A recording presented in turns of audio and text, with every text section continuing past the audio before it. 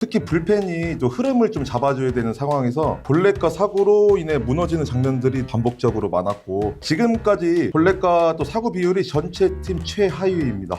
하나는 곧바로 부상 대체 선수로 잭 쿠싱을 영입했는데요. 제구와 경기 운영으로 투구하는 안정적인 선발 자원이라고. 대체 선발 황준서 선수가 호투를 펼쳤습니다. 저는 이 투수 교체 타이밍이 좀 아쉽더라고요. 황준서 선수를 좀 믿고 한 이닝 정도 맡겨보는 또 운영이 또 충분히 가능하지 않았나.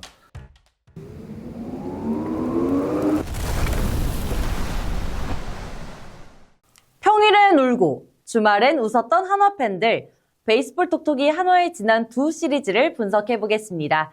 오늘도 한화 야구를 자세히 분석해 주실 양희연 코치 나오셨습니다. 어서 오세요. 네, 반갑습니다.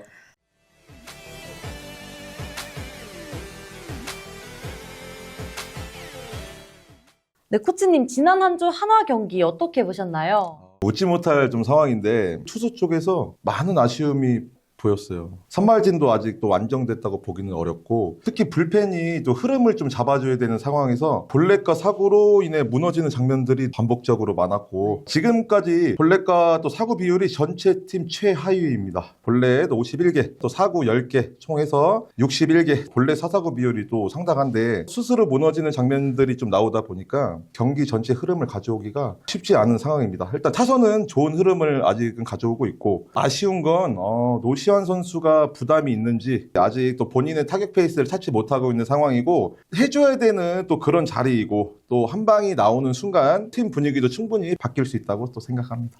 네, KT전에서는 11.8점을 내고도 졌습니다. 수입의 원인 무엇이라고 보시나요? KT전 3연패를 보면 여기도 똑같습니다. 선발진이 또 길게 이닝을 끌어주지 못한 경기들이 나오면서 자연스럽게 불펜의 부담이 또 쌓여가게 됐고, 그 상황에서 불펜의 경기 흐름을 또 안정적으로 잡아주지 못하다 보니까 리드 상황에서도 점수를 지키지 못한 안타까운 상황이 또 이어졌습니다. 버텨주는 힘이 부족했던 게 이번 연패로 좀 이어지지 않았나 또 싶습니다.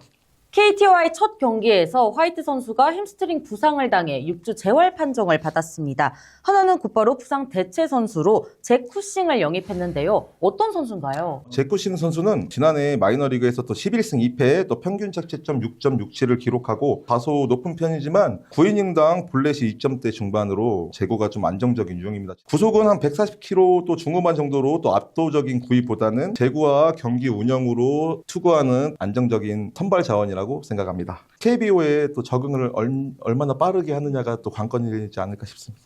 네, 두산전에서는 한화 선수들이 힘을 내기 시작했습니다. 두산과의 3연전 어떻게 보셨나요? 두산과의 3연전을 보면 또 KT전과 크게 달라진 점은 많지 않다고 봅니다. 타선은 KT전에서도 나쁘지 않았고, 그다음에 두산전에서도 꾸준히 점수를 만들어주는 모습이었고, 다만 여전히 투수 쪽에서 볼넷과 사사구가 많다 보니까 스스로 위기를 만드는 모습이었고, 결국 공격에서 또 충분히 역할을 해주고 있지만 또 투수 쪽에서 흐름을 안정적으로 잡아주질 못하면서 경기가 쉽게 풀리지 않는 모습이 계속해서 반복되고 있습니다. 네, 왕앤청 선수가 시즌 두 번째 선발승을 챙겼습니다. 6과 3분의 1이닝을 3실점, 그러나 무자책을 기록하며 팀의 시즌 첫 퀄리티 스타트의 주인공이 됐는데요.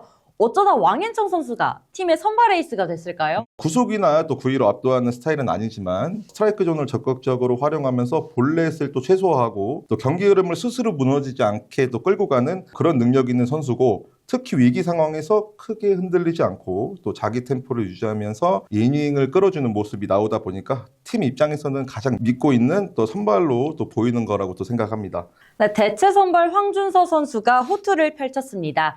1회 무사말로 위기를 자초했지만 삼진 2개와 땅볼을 유도하며 지난 시즌과는 완전히 달라진 모습을 보여줬는데요.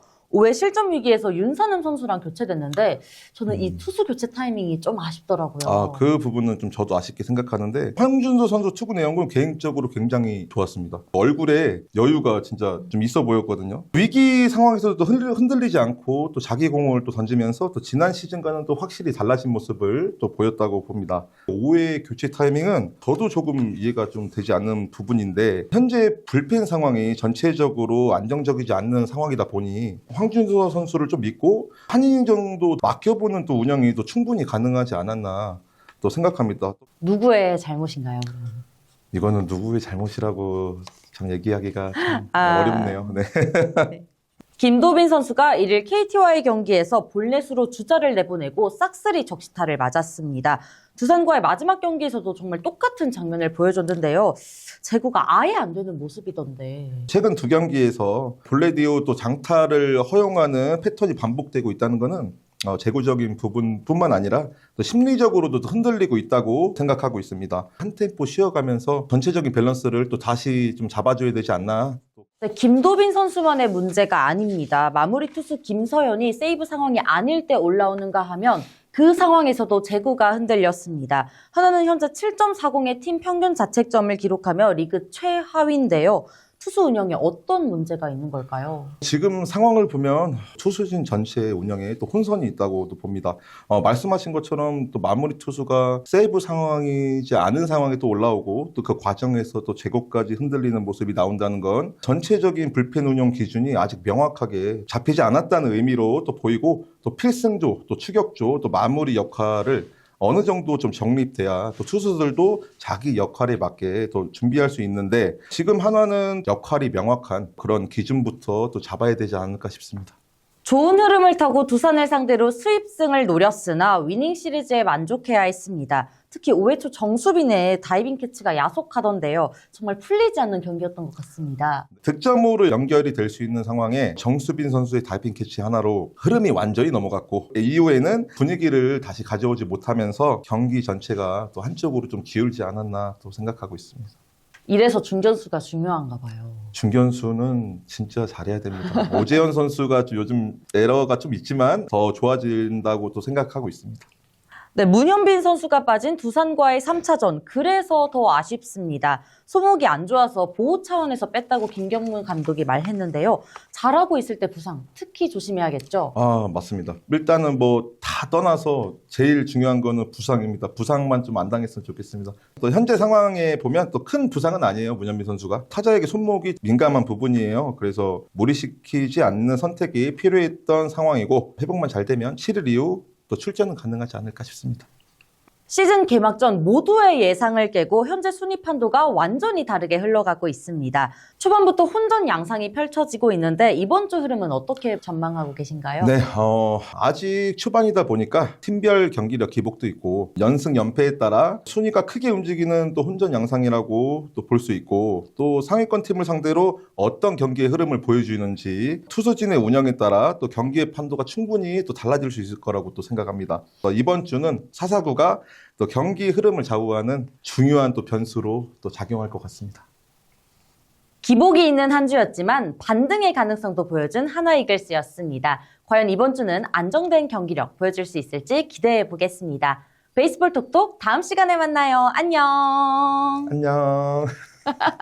안녕.